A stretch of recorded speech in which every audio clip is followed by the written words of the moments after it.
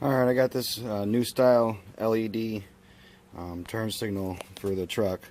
I'm going to put it in. It's one of the newer style LEDs. This is a lot brighter LED than your standard LEDs. And it's for the turn signals on a truck, which are the halogens. So this is going to go in there. And you got to have resistors because halogens, you'll get what you call hyper flashing because LED lights are a little bit different. So when you have them, what will happen is basically if you ever have a light flash, that's what the halogen looks like. But if you ever have a light flash really fast, it's hyper flashing. It's because the computer knows your bulb's out, so it hyper flashes. So those resistors prevent that from happening. So, see what happens. Figured I'd show that's what hyper flashing. When I was talking about hyper flashing, that's what hyper flashing is. And that means you're flashing really fast because with that LED light, the computer thinks that there's a bulb out in the truck when there's not. So that's what these resistors are for. They trick the computer to make it think that there's a bulb. Man, those things are pretty bright. Here's pretty doggone bright. Alright, now you can see my LED bulb is not hyper flashing anymore. I had found some nice little brackets that I hanged on to. This is that's the whole little thing right there. It takes care of the hyper flash. It gets really hot because what it does is you're connecting. Basically, I'm taking the positive and the negative. This wire goes into the positive, this wire goes into the negative, so I'm joining them.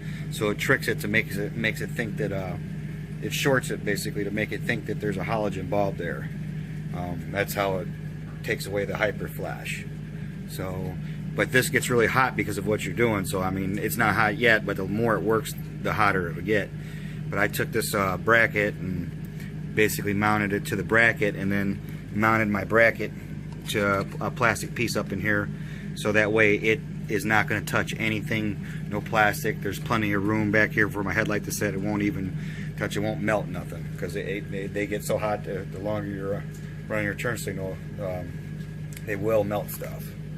So now you got to do the other side. All right, the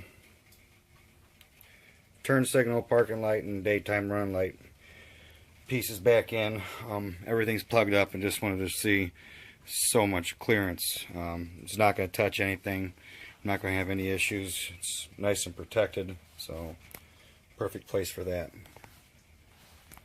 to mount and go. All right, so now the passenger side's done. Load resistors in. Same way as the other side. Tuck's nice. Made this little bracket piece, or not made, had a little bracket piece I should say, and mounted the resistor to the bracket, and then the bracket to just some trim that, you know, you gotta watch what you do. Make sure you don't drill into a radiator or something, but there's nothing behind that. Good place to put it. So fits in there real good. So there it is, all done. I just put the 4-ways on so they both would flash. LED lights on my turn signals, and how to make it work without hyper flashing. Got them on the small little turn signals right here. Is 2 different pieces, so you guys can actually see that. Same on this one. 2 different pieces. These right here are the daytime running lights.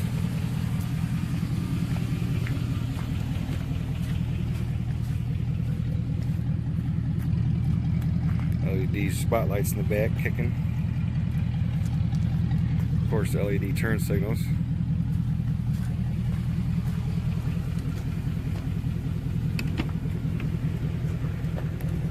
Kick the 4-ways off.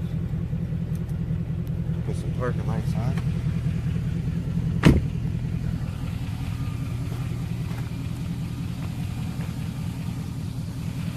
the arc lights.